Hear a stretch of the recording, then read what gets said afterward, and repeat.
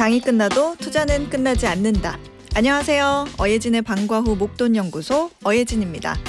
5월 12일 월요일, 오늘 코스피 모처럼 1%대 상승하면서 2600선을 회복했습니다. 코스닥은 상대적으로 제자리 걸음이네요. 0.4% 오른 725포인트의 거래를 마쳤습니다.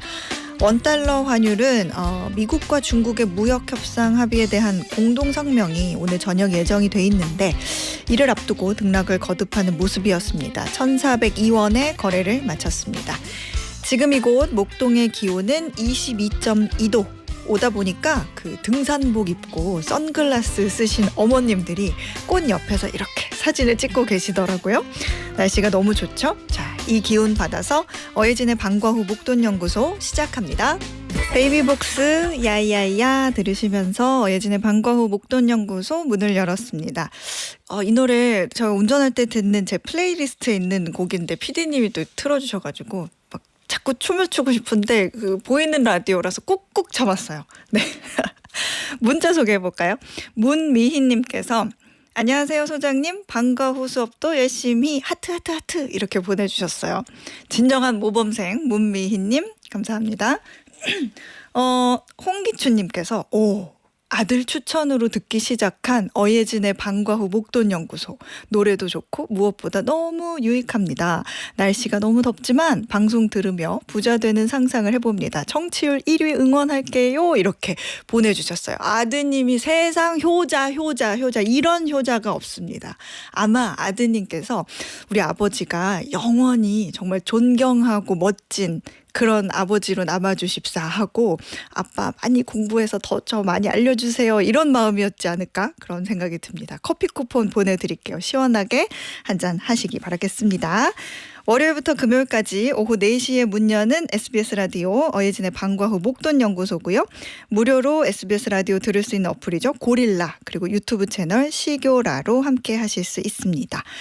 여러분 소식도 지금처럼 이렇게 다양하게 전해주세요. 단문 50원, 장문 100원의 유료 문자 샵 1035와 무료 어플 고릴라 보내주시면 됩니다. 소개도 해드리고요. 추첨을 해서 커피 쿠폰 보내드릴게요.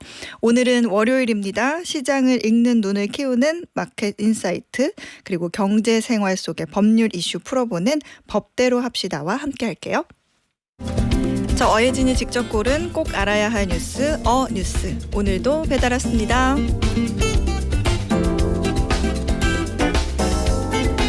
올해 1월 기준 국민연금 전체 수급자 700만 명 중에 나이가 100세가 넘는 사람들은 총 201명으로 나타났습니다.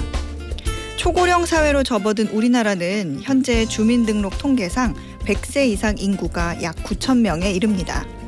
100세가 넘는 국민연금 수급자도 매년 꾸준히 늘고 있는데요.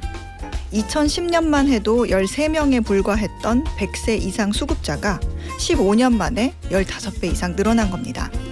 이 중에 가장 나이가 많은 최고령 수급자는 111세입니다. 여기서 우리가 눈여겨볼 점은 현재 100세 이상 국민연금 수급자 201명 모두 유족연금 수급자라는 겁니다. 이 말은 곧 국민연금 가입자 본인이 은퇴 이후 노령연금을 받으며 100세를 넘겨 살고 계신 분은 없다는 뜻이기도 합니다. 현재 노령연금 최고령 수급자는 96세인데요. 연금 받으며 사는 100세 시대는 아직 오지 않은 셈입니다. 100세 이상 수급자 201명이 모두 유족연금이라는 건 생각보다 많은 의미를 주는데, 이렇게 이해를 하면 됩니다. 국민연금을 부었던 사람이 은퇴 이후 받는 연금을 노령연금이라고 합니다. 그런데 201명 모두 유족연금이라는 건 일을 하시던 할아버지 또는 할머니들이 받던 연금을 본인이 사망하면서 남아있는 100세 이상의 배우자들이 받고 있다는 얘기입니다. 길게는 30년 넘게 유족연금을 받아온 분도 있다고 합니다. 현재 유족연금 수급 성별 비중은 남자가 63명, 여자가 138명으로 여성 배우자들이 2배 이상 많습니다. 우리나라 9,000명의 100세 이상 인구 가운데 유족연금 수급자 200명은 매우 작은 비중이긴 합니다. 그러나 멀리 보면 앞으로의 연금 제도가 남아있는 가족의 삶에 최소한의 버팀목이 될 수 있다는 걸 시사하기도 합니다. 어른들이 가끔 이런 말씀을 하시죠. 내가 아직 살아있어 짐이 되는 것 같아 미안하다고요. 노인이 오래 사는 걸 미안해하지 않기 위한 최소한의 방법 중 하나는 노령연금과 유족연금에 대한 지속 가능성과 보다 체계적인 설계일지도 모릅니다. 초고령 사회에 접어든 우리 사회에서 언젠가는 나의 일이 될 테니까요. 이상 뉴스였습니다.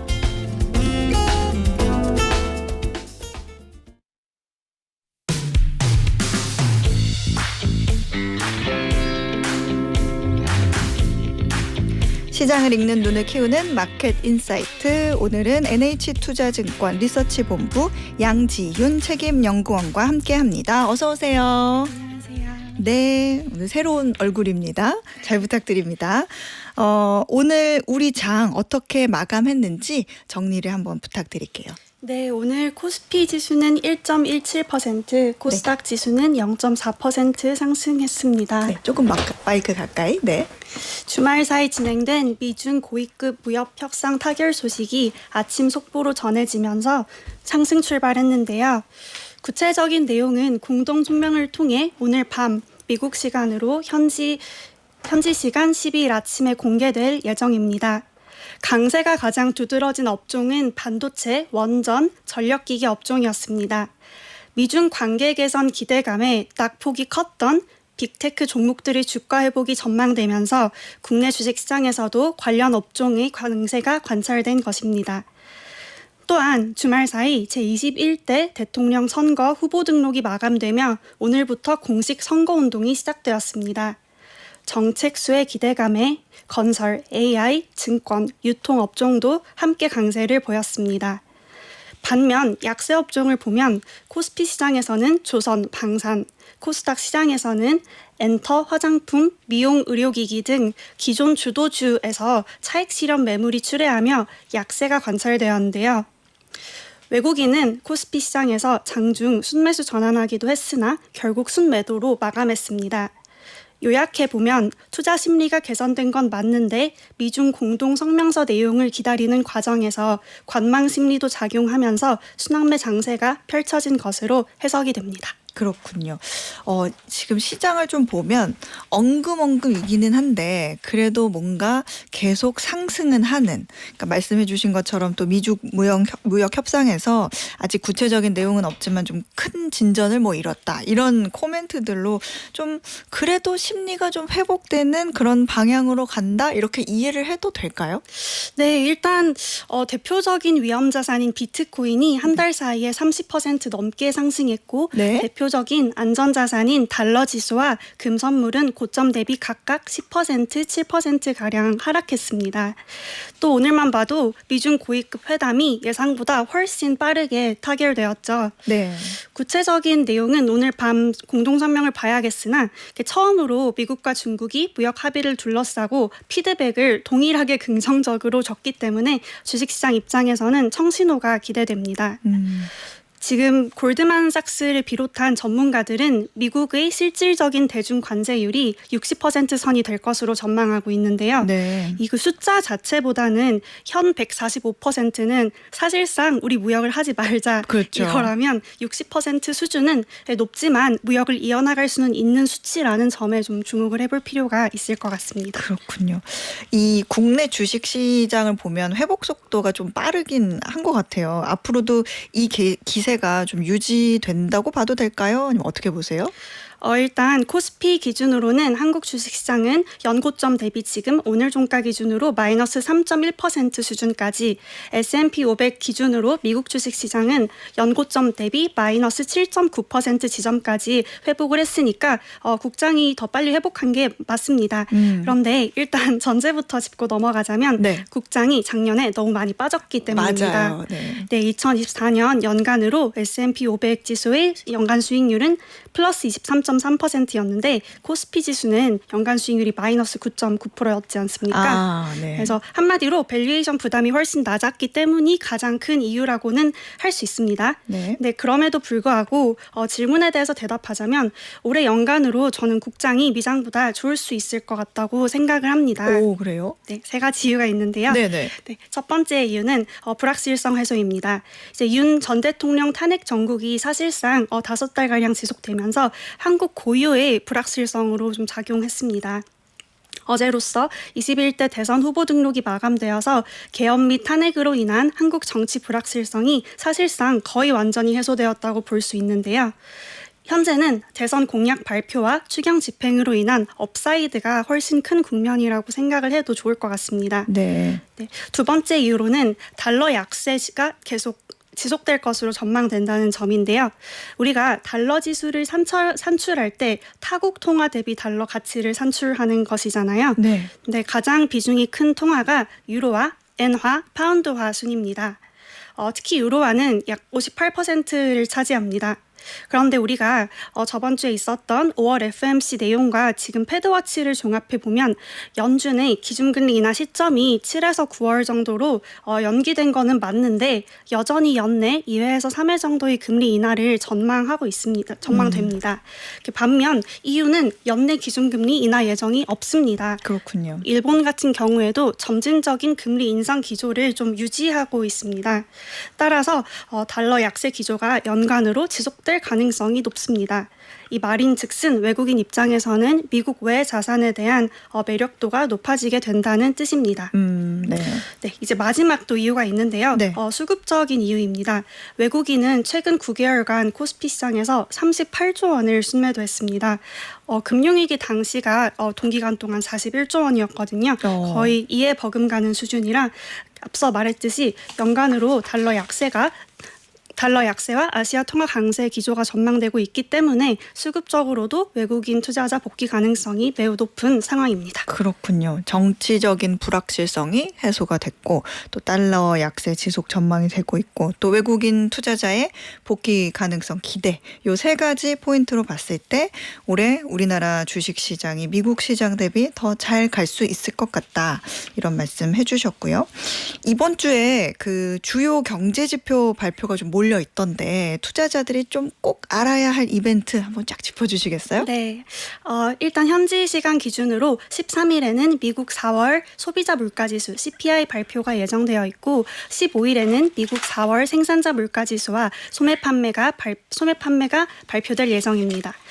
이제 CPI, PPI 소매 판매 같은 경우에는 대표적인 하드 데이터입니다. 네. 소프트 데이터는 심리 지표를 의미하고 하드 데이터는 실물 지표를 의미합니다.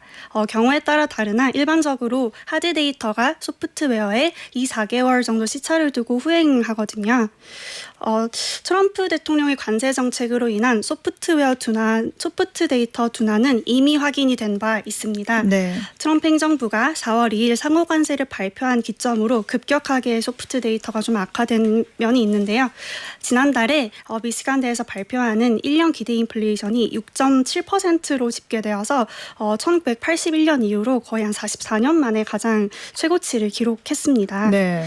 이제 시장에서는 관세 정책 역량이 하드 데이터에 반영되는 시점을 7에서 8월 정도로 전망을 하고 있습니다. 따라서 이번 4월 데이터 같은 경우에는 아직 관세 역량을 온전히 반영했을 가능성은 낮습니다. 근데 그럼에도 최근 미국 기준금리 동결이 좀 장기화될 것으로 전망되고 있잖아요. 네. 그래서 가장 중요한 신호탄 역할을 할 것이 하드 데이터 둔화 여부라서 그에 대한 시장의 이목이 좀 쏠릴 가능성이 높다고 생각이 듭니다. 그렇군요. 또 파월 의장이 이제 저번 주 5월 FOMC 기자회견에서 기다림을 반복적으로 강조했는데 네. 이를 꼭 매파적으로만 해석할 필요는 없다고 생각이 듭니다. 하드 데이터 둔화, 그러니까 성장률 하락이 우려되는 시점이 오면 지체 없이 금리를 인하하겠다는 뜻으로 좀 받아들여 볼 수도 있을 것 같습니다. 그렇군요.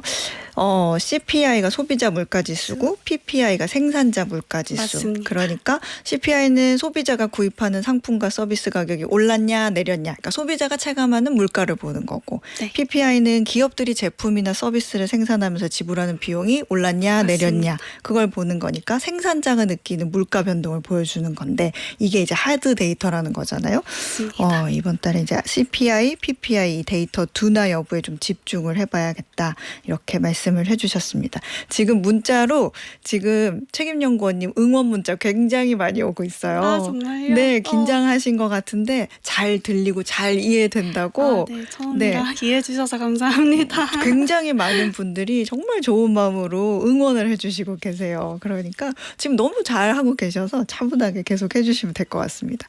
자, 실적 이야기로 넘어가 볼까요? 국내 기업 그리고 미국 기업 모두 1분기 실적 시즌이 좀 마무리 단계에 접어든 것 같아요. 지금까지 결과 어떻게 좀 정리를 해볼 수 있을까요? 이제 S&P 500 기업들 중에서는 80%에 해당하는 기업이 실적을 발표했는데요. 컨센서스, 그러니까 시장 전망치 평균을 6% 상회하는 실적을 기록했습니다. 특히 우리가 가장 좀 집중하는 매그니피선트 7 종목들 중에서는 아직 실적을 발표하지 않은 엔비디아는 이제 5월 28일에 발표 예정이고요. 네. 엔비디아를 제외한 나머지 6개 기업이 평균적으로 16%의 어닝 서프라이즈를 기록했습니다. 코스피 시장에서도 최근까지 실적을 발표한 상장사 중 절반 이상이 어닝 서프라이즈를 기록했는데요. 이러한 1분기 호실적에 힘을 입어 연간 실적 전망치도 상향세를 보이고 있습니다. 다만 1분기 실적 같은 경우에는 아직 미국 관세의 영향이 반영되지 않은 기간이라서 네. 향후 실적에 대한 경계감을 좀 늦추긴 이르다고 생각이 듭니다. 연간으로 실적 전망치가 하향 조정될 수 있다는 가능성은 염두에 둘 필요가 있다고 생각합니다. 그러네요. 아무래도 기업들이 이 관세 여부 때문에 그 컨센서스 뭐 이렇게 전망을 가이던스라고 하죠. 그거를 좀 보수적으로 얘기하는 경향이 맞습니다. 있다 보니까 우리가 그런 경계감이 좀 여전하다. 하향 조정 가능성을 좀 염두에 두자 이런 말씀을 해주셨습니다. 요즘 미국 주식시장에서 어떤 업종이 지금 유망주라고 보시는지 여쭤보고 싶은데 빅테크 전망 같은 경우에는 여전히 밝다고 봐도 되는지 왜냐하면 제가 굳이 빅테크를 아직 들고 있어서 그런 건 아니고 그냥 다 같이 궁금할 것 같아서 여전히 밝다고 봐도 될까요? 네, 많이들 주시는 질문인데요. 네. 저는 빅테크 종목들의 저가 매수가 유효한 상황이라고 생각을 합니다. 이번 1분기 실적 시즌을 지나오면서 빅테크 기업들이 좀 공격적인 AI 투자 계획을 유지할 것으로 알려졌습니다. 중국 딥시크 등장 이후 지속해서 제기되어 온 데이터 센터 투자 축소 우려를 상당 부분 불식시켜줬다고 볼 수 있는데요. 또한 이제 저번 주에 미영 무역 합의가 타결되지 않습니까? 네. 영국 같은 경우는 가장 오랜 미국의 최우방국인데 그러한 영국한테도 트럼프 행정부는 기본적으로 10%의 보편 관세는 유지할 것이라는 방침을 좀 확실히 했습니다. 문제는 이 관세 비용을 기업들이 떠안을 가능성이 높다는 점입니다. 그렇죠. 소비자들은 이미 인플레이션 피로감이 한계에 도달했고 사실상 그래서 가격 결정권이 기업에서 소비자에게로 전환되었다고 볼 수 있습니다. 그렇다면 이제 높은 매출 성장률을 기록하고 있어서 이러한 비용 증가를 좀 소화할 수 있고 그러면서도 소프트웨어 중심이라서 관세 영향에서 상대적으로 자유로운 빅테크 업종이 좀 유리할 것으로 판단이 됩니다. 그렇군요. 안심하고 있을게요. 네, 한국 주식시장 같은 경우에서는 어떤 업종들이 좀 전망이 밝을까요? 기본적으로 이제 미국 빅테크 종목들이 실적 전망이 견조하다면 우리나라 주식시장 입장에서는 이렇게 오늘 강세를 보였던 것처럼 HBM 반도체, 전력기기, 원전 등과 같은 업종에 주목할 필요가 있다고 생각이 듭니다. 이제 여기에 더해서 아까 말했듯이 이제 정치 관련 불확실성이 해소되고 추경 집행으로 인한 좀 업사이드가 부각되는 시기이기에 내수주에도 관심을 가질 필요가 있다고 생각이 됩니다. 네. 국회는 이달 1일 본회의를 통해서 13조 8천억 원 규모의 추경안을 의결했고 정부는 7일 전체 추경 중 12조 원, 한 70%에 해당하는데요. 이 정도 규모를 3개월 안에 빠르게 집행하기로 했습니다. 그래서 재정 부양 효과가 좀 가시화될 수 있는 상황이 왔다고 생각이 듭니다. 또 추가적으로 대선 공약도 살펴보면 좋을 것 같은데 공통적으로 등장하는 게 금융, 오늘 잘 간 이제 증권업종, 네. 건설, AI 테마 이런 거라서 한번 관심을 가져볼 필요가 있다고 생각이 됩니다. 그렇군요. 마지막으로 간단하게 투자자들을 위한 투자 전략 조금 정리해 주시죠. 네, 요약해서 말씀을 드리겠습니다. 일단 대내외 불확실성이 해소 국면에 접어들면서 주식시장 입장에서는 우호적인 상황이라고 할 수 있습니다. 기술적 반등은 이제 끝났고 다시 펀더멘털이 중요해진 순간이 왔다고 생각이 드는데요. 좀 저는 주도 업종에 대한 확신을 갖고 분할 매수를 지속할 것을 권장드립니다. 네. 대외적으로는 미국 정책 수혜주인 조선 방산에 대한 선호를 계속하고요. 빅테크 회복에 대한 수혜가 기대되는 HBM, 전력기기, 원전 업종도 긍정적입니다. 대내적으로는 추경 집행 수혜가 기대되는 유통, 그리고 3분기에 또 중국 단체 관광객 비자 면제가 예정되어 있어서 그와 함께 한한령 수혜가 예상되는 엔터, 화장품, 미용 의료기기 업종도 긍정적으로 보고 있습니다. 네, 고맙습니다. 지금까지 NH투자증권 리서치본부 양지윤 책임연구원이었습니다. 감사합니다. 네, 저희는 제1의 빛에 바람이 불어오는 곳으로 1교시 마무리하겠습니다. 매주 월요일부터 금요일 오후 4시부터 5시까지 경제에 관한 모든 것을 충전하는 시간 SBS 라디오 어예진의 방과후 목돈 연구소와 함께하고 계십니다. 지금요, 로이터, 파이낸셜 타임즈, 블룸버그 통신에서 속보가 떴어요. 뭐냐면 지금 미국과 중국이 관세를 90일간 일시 인하를 하겠다. 이렇게 협의된 내용을 발표하고 있는데요. 지금 로이터 통신 보니까 라이브로 얘기를 하고 있네요. 미국 재무부 장관 스콧 베센트하고 무역대표 제이미슨 그리어가 미디어 브리핑 하고 있거든요. 내용 잠깐 소개해드리면 지금 보니까 미국은 중국 상품에 대한 관세를 145%에서 30%로 인하하고 중국은 미국 수입품에 대한 관세를 125%에서 10%로 인하할 예정이다. 이렇게 발표가 됐네요. 이 발표 이후에 글로벌 주식이 지금 선물이 굉장히 많이 오르고 있습니다. 공동성명 발표를 했는데 이후에 S&P 500 선물 2.8% 상승하고 나스닥 100 선물이 3.6%, 다우 선물도 2.3% 상승을 하고 있네요. 가장 빨리 전해드린 게 아닌가 싶습니다. 네, 문자 소개는 아까 우리 책임 연구원님께서 처음 방송을 하셨다고 이렇게 응원 문자를 많이 보내주셨거든요. 그런데 어떻게 이렇게 우리 방과후 목돈 연구소 청취자분들은 어떻게 이렇게 하나같이 따뜻한 마음으로 응원을 해주시나 모르겠어요. 이상택님, 그다음에 박희정님, 송영욱님, 그다음에 조성원님, 그다음에 임창민님, 전동훈님, 정재균님 다 같이 한 마음으로 응원을 해주셨어요. 그런 말 있잖아요. 그 상대방의 앞길에 이렇게 불을 비춰주면 내 앞길이 더 밝아진다고 그러잖아요. 오늘 여러분의 앞길에 응원해주신 여러분의 앞길에 더 밝은 빛이 쬐기를 기원을 하겠습니다. 양지윤 책임연구원님 응원해주신 분들 감사합니다. 자, 그럼 오늘의 퀴즈 풀고 2교시로 넘어가 보겠습니다. 월급은 통장을 스칠 뿐 이런 제목의 노래가 있는데 많이들 공감하실 거예요. 그러다 보니까 매달 빠져나가는 공과금, 카드 대금, 그리고 이제는 우리 삶의 일부분이 되어버린 이것 구독료도 꽤 큰 부담이 됩니다. 그런데 최근 대표적인 이것 업체인 넷플릭스가 가격을 올렸습니다. 광고형 스탠다드 상품이 월 5,500원에서 7,000원으로 광고가 없는 베이직 요금은 월 9,500원에서 12,000원으로 올렸는데요. 여기서 퀴즈입니다. 영화, TV, 방송 프로그램 등 미디어 콘텐츠를 인터넷을 통해 소비자에게 제공하는 서비스로 오버 더 탑의 약자인 이것은 무엇일까요? 보기 드릴게요. 1번 OST, 2번 OK, 3번 OTT. 정답 아시는 분들은 단문은 50원, 장문 100원의 유료 문자 샵 1035나 무료 어플 고릴라로 보내주세요. 당첨되신 분들 가운데 추첨해서 편의점 상품권 보내드릴게요.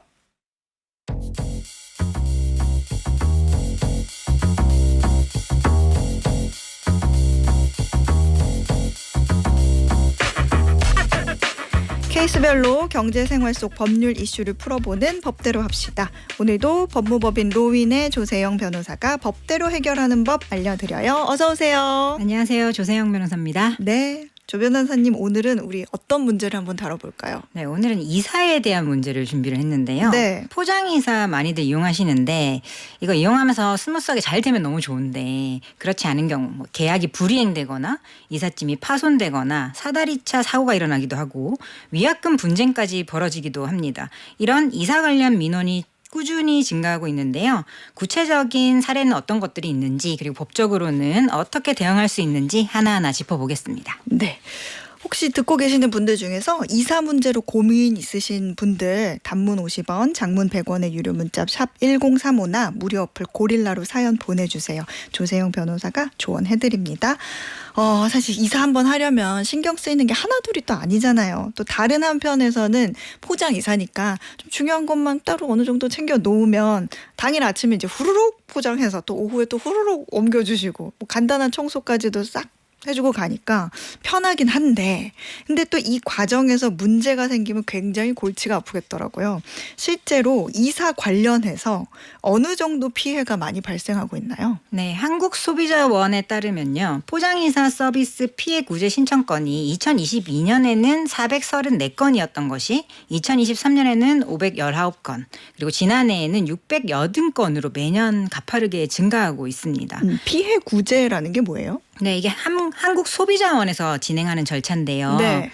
소비자가 뭐 사업자의 물품이나 서비스를 이용할 때 피해가 발생하게 되면 이 한국소비자원에서 사실조사도 하고 전문가 자문 등을 거쳐서 양 당사자의 합의를 권고하는 제도입니다.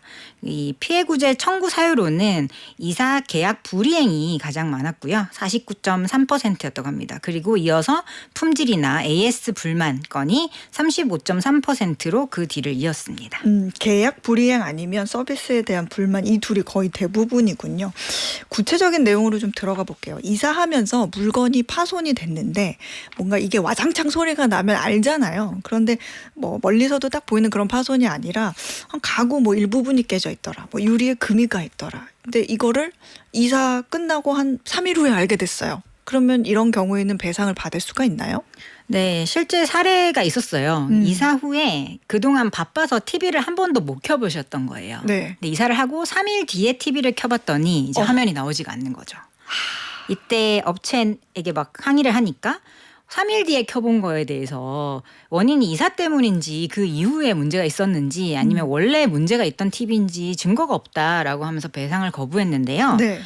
통상은 이 운송 주선 약관에 따라서 이사 후에 14일까지는 이사 업체에게 파손 사실을 통지하면 손해배상을 청구를 할 수 있습니다. 그래서 또 상법에 따라서도요. 이사 업체는 자신 과실이 아니다라는 걸 증명하지 못하면 이에 대해 책임을 지게끔 되어 있는데 네. 그렇다 하더라도 뭐 무조건 다 배상을 해줘야 되는 건 아니기 때문에 소비자 입장에서는 이 TV의 구입 시기가 언제였고 가격이 얼마짜리를 샀었는데 이전에 잘 작동이 됐었다. 그런데 이사 이후에 파손이 됐다라는 정도의 어느 정도의 증거는 있다면 충분히 손해배상 청구는 가능한 상황이라고 보시면 되겠습니다. 그렇군요. 뭔가 가격대가 있는 것들은 이사 전에 일단 사진을 찍어두던지 해야겠어요. 뭐 그리고 또 이삿짐 업체도 반대편에서는 과실이 또 없다는 걸 증명해야 되니까 난감할 수 있는데 그래서 어떤 업체는 이사 전날이나 당일 아침에 같이 한번 쭉 둘러보면서 손상 부분이 사전에 있는지 확인을 같이 하기도 하더라고요. 그런 거 좋은 절차인 것 같네요. 네. 근데 만약에 이삿짐 센터가 이 파손된 가구에 대해서 몰랐다 이렇게 잡아뗄 수도 있잖아요. 그럴 때는 어떻게 대응을 하면 돼요? 이게 이사 당일에 이삿짐 센터가 오기 직전에 네. 사진과 영상을 주요 이 가전 가구에 대해서 남겨놓으시는 게 가장 확실한 대응책이 될 겁니다. 네. 특히 포장 전의 상태 그리고 포장 이후에 포장을 풀고 나서 각각 기록을 해두면 피해 입증이 훨씬 쉬워집니다. 그리고 만약에 작업자에게 이게 이렇게 파손이 됐는데요 라고 바로 얘기를 했을 때 보통은 그 현장 당시에는 이거 내가 한 게 아니다라고 말하기는 상당히 어렵거든요. 그런 내용을 좀 녹취가 가능하시다면 녹취를 하시면 좋고 참 이렇게까지 해야 되나 싶긴 한데. 팍팍하긴 하지만. 네. 그리고 파손된 물건은 이제 수리 견적서를 받아서 그에 준한 금액을 청구하는 게 좋습니다. 이게 금액이 사실은 크면 뭐 소송으로 가면 되는데 민사소송을 하기에는 조금 금액이 너무 적다 하면은 한국소비자원 피해구제 신청도 충분히 가능하니까 그냥 두지 마시고 피해구제 신청해 보시기 바랍니다. 이런 경우에는 이제 법정 다툼이 아니라 소비자원에서 이렇게 해결을 하는 건가요? 소액의 경우에는 서로 이제 법정 다툼을 하기에는 사실은 뭐 변호사 비용이 훨씬 크거나 그렇죠. 뭐 법정에 왔다 갔다 하니까 나홀로 소송을 하신다 하더라도 보통 일이 아니거든요. 일반인 분들이 직장 생활 하시면서. 그러네요. 근데 한국소비자원에서는 좀 더 간편하게 양 당사자의 이야기를 들어보고 어느 정도 중재를 해주시기 때문에 그 단계에서 물론 해결이 안 되면 소송을 가셔야 되지만 해결이 되는 경우도 있어서 먼저 한번 시도는 해보시는 게 좋습니다. 그렇군요. 이런 일도 많죠. 지금 4708님이 보내주셨는데 2년 전에 이사하면서 부모님이 주신 참기름이 없어졌어요. 그래서 5만 원을 배상받았다. 제가 확실하게 있었다고 몇 번 얘기했더니 배상해줬다. 이렇게 보내주셨는데 포장 이사 후에 정말 이런 것처럼 짐 일부가 안 보여요. 그 이전에 집에도 가봤는데 없고 이사 업체에도 없다 그러고. 근데 업체는 이건 우리 책임 아니다. 이렇게 하네요. 그러면 이럴 경우에는 보상을 받을 수가 있나요? 네, 상법 115조에 따르면요. 운송 중에 멸실되거나 훼손되거나 연착되는 그런 손해는 이사업체가 책임지게 돼 있습니다. 예를 들어서 한 소비자가 150만 원을 주고 포장의 이사를 맡겼는데 일부 짐이 사라졌고 업체는 우리는 그런지 모른다 이렇게 했어요. 이때 이사 당일 사진이나 동영상이 있으면 제일 좋고 그렇지 않더라도 요즘은 그 주요 짐에 대해서 체크리스트를 만드시더라고요. 업체 네. 측에서. 이런 체크리스트에 해당 물건이 있었다라는 게 기록이 돼 있다든지 계약서에 그런 내역들이 첨부돼 있다면 책임을 충분히 입증할 수가 있습니다. 이런 경우도 있잖아요. 뭐 계약할 때는 짐이 별로 없어 보여서 뭐 트럭 한 대 정도면 될 것 같습니다. 이렇게 얘기했는데 쌓아보면서 사모님 이거 한 대 가지고는 안 되겠는데요 하면서 당일 계약서에 없었던 추가 요금을 이사 당일에 요구하는 경우도 있지 않아요? 네, 소장님이 정확하게 짚어주셨는데요. 네. 계약서에는 예를 들어서 한 150만 원으로 딱 정해놨는데 이사 당일에 와보니까 예상보다 짐이 많아서 사다리 차를 뭐 중형에서 대형으로 바꿔야 되기 때문에 20만 원 더 줘야 되고 또 1톤 트럭을 하나 더 추가해야 되기 때문에 25만 원을 더 요구하고 이런 식의 일이 생기거든요. 근데 이사 당일에 워낙 정신이 없고 이 이사를 빨리 해결을 해야 되기 때문에 추가 돈을 요구하는 경우에 어쩔 수 없이 울며 겨자 먹기로 돈을 내는 경우가 많습니다. 네. 하지만 이것은 뭐 명백한 불공정 행위입니다. 계약 내용과 다르게 추가 요금을 청구하는 건 불법이고요. 공정거래위원회에 신고하거나 소비자 분쟁 조정위원회를 통해서 구제받을 수도 있습니다. 좋은 방법은 네. 보통은 이사 당일에 바로 나오는 게 아니고요. 책임자가 사전에 현장 견적이라고 먼저 나오시더라고요. 네네. 그래서 미리 며칠 전에 와서 주요 짐들을 다 체크하더라고요. 맞아요. 그리고 이때 체크리스트를 다 확보하고 서로 그 사진도 찍어 놓는 게 좋고요. 그러고 나서 계약 금액을 확정하시는 게 좋습니다. 그리고 좀 약간 소액이긴 한데 뭐 점심값 같은 거를 네네네네. 요구하시는 경우도 있어서 이 점심값이 포함된 금액인지 아니면 점심값을 별도로 드려야 하는지도 확인을 계약 전에 하시면 거기에 대한 표시만 해놓으시면은 사실 이런 문제는 안 생기겠죠. 그러면 계약을 할 때 지금은 저희가 봤을 때는 1톤 한 대면 될 것 같아요. 그런데 당일에 왜 수납장 열어봤는데 와르르 쏟아지는 경우 있잖아요.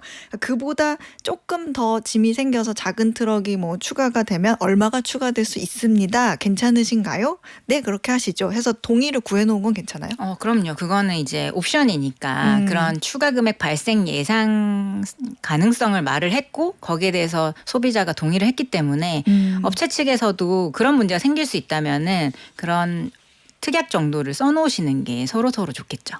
그렇군요.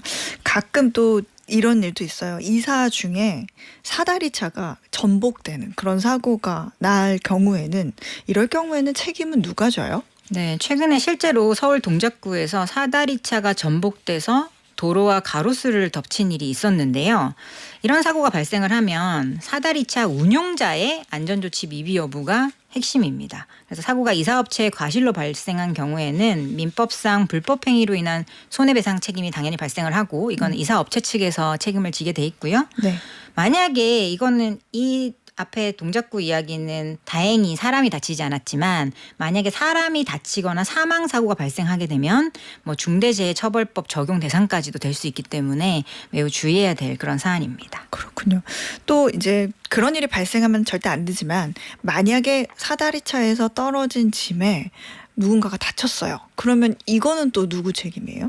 네, 작업자의 과실로 짐이 떨어져서 제3자가 다쳤다면 이사업체가 민사상 손해배상 책임을 지게 됩니다. 이런 사고를 대비하려면 업체 측에서도 영업배상 책임보험에 가입을 하시는 게 좋고 소비자 측에서도 혹시 모르니까 이런 보험에 가입돼 있는지 확인을 하고 계약하시는 것도 좋을 것 같습니다. 실제로 요거는 약간 다른 사안인데 네. 건물 3층 창문에서 이삿짐 센터 직원이 이삿짐을 옮기시다가 7.6m 아래로 추락해서 사망한 사건이 아이고. 있었거든요. 네. 이때 이사업체 측은 손해배상 책임이 당연히 있고요. 그리고 만약에 이 이사업체가 상시근로자 5인 이상의 업체일 경우에는 중대재해처벌법에 따라서 사업주가 1년 이상의 징역 또는 10억 원 이하의 벌금인 형사처벌 대상까지 될 수가 있습니다. 그렇군요. 네. 또 한 사례 하나만 얘기해 주세요. 네네네. 3월에 서울 노원구의 한 아파트에서 이사를 하다가요. 이게 보통 이사를 하다 보면 버릴 짐도 있고 가져갈 짐도 있잖아요. 고객의 요청으로 이삿짐 센터 직원이 재활용품으로 수거될 책장이랑 가구들을 이 주차장 한쪽에다 이렇게 세워두셨다고 합니다. 그런 경우들이 있을 수 있잖아요.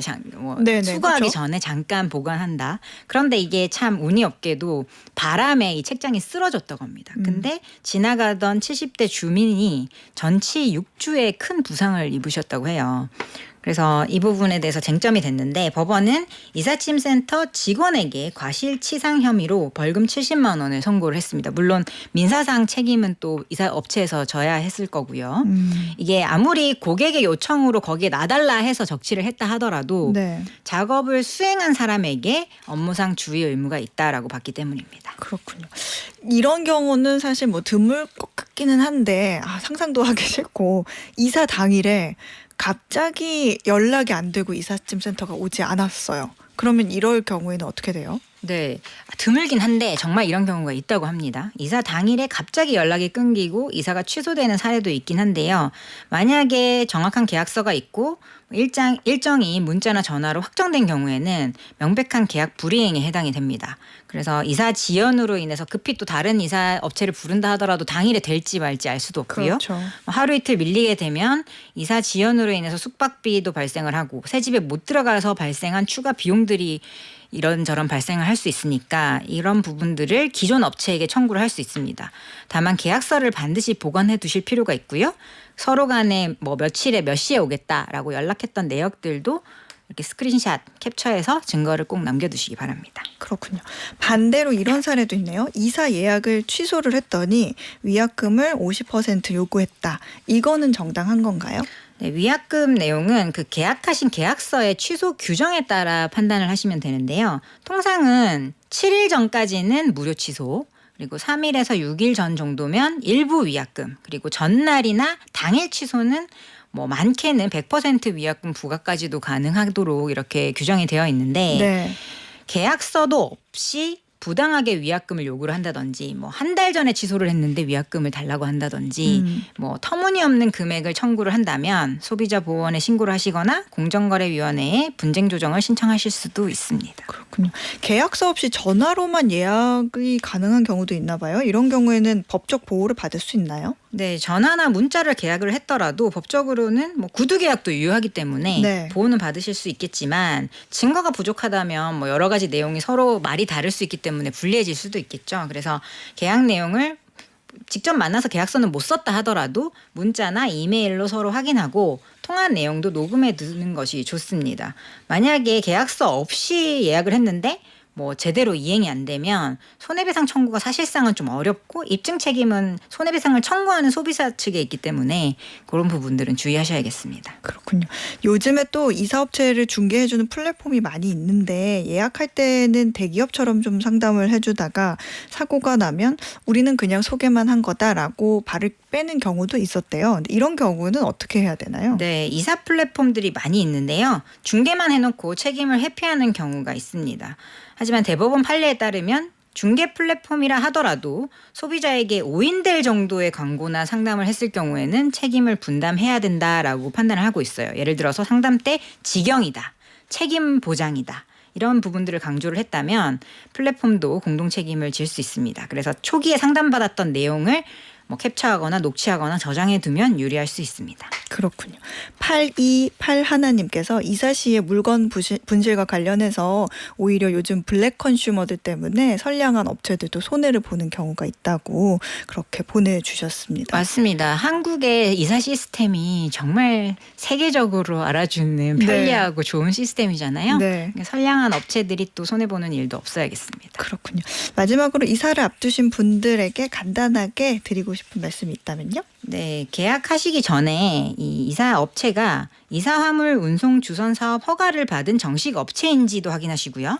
그리고 화물 운송 보험에 가입돼 있는지도 물어보고 증빙 서류들도 확인하시면 사실 이렇게까지 등록하고 허가한 업체일수록 그래도 사고가 날 가능성이 적어지거든요. 사고가 나더라도 보험에 바로 보험금을 청구할 수가 있고요. 네. 이런 부분들 체크하신 다음에 계약서를 명확하게 작성하시면 좋겠습니다. 그렇군요. 네, 지금까지 법무법인 로윈의 조세영 변호사였습니다. 고맙습니다. 감사합니다. 네, 퀴즈 정답 확인해 보겠습니다. 오늘의 퀴즈에서는 영화, TV, 방송 프로그램 등 미디어 콘텐츠를 인터넷을 통해 소비자에게 제공하는 서비스로 오버 더 탑의 약자는 무엇인가요? 하고 여쭤봤습니다. 정답은 3번 OTT입니다. 정답 보내주신 분들 가운데 오늘 편의점 상품권 받으실 분들은 재봉틀 하는 63세 할줌마입니다. 항상 매일 잘 듣고 있어요. 하고 0358님이 보내주셨는데 할줌마 너무 센스 있게 신세대신데요. 신세대. 자, 그리고 두 번째 OTT보다 어예진의 방과 후 목돈연구소가 더 재미있어요. 정말로 이렇게 보내주셨어요. 김혜정님입니다. 정말로? 네, 감사합니다. 덕분에 경제천재 되고 있어요. 라고 김혜란님이 보내주셨습니다. 경제천재 김혜란님 감사합니다. 이렇게 세 분께 보내드리고요. 이제 방과 후 목돈연구소 마무리할 시간이 됐는데 문자가 하나 왔어요. 6683님께서 친정엄마 모시고 오빠 남동생이랑 춘장대 해수욕장 왔다고 어머니랑 조개구이 먹으러 가는데 어머니께서 DJ 목소리 너무 좋다고 해주셔서 이 얘기 꼭 말씀드리고 마무리하겠습니다. 어머니 조개구이 맛있게 드시고 자녀분들하고 좋은 추억 많이 만들고 오세요. 어예진의 방과 후 목돈연구소는 윤상의 이사 들으면서 함께 물러가도록 하겠습니다. 내일 오후 4시 어예진의 방과 후 목돈연구소에도 놀러 오세요. 네.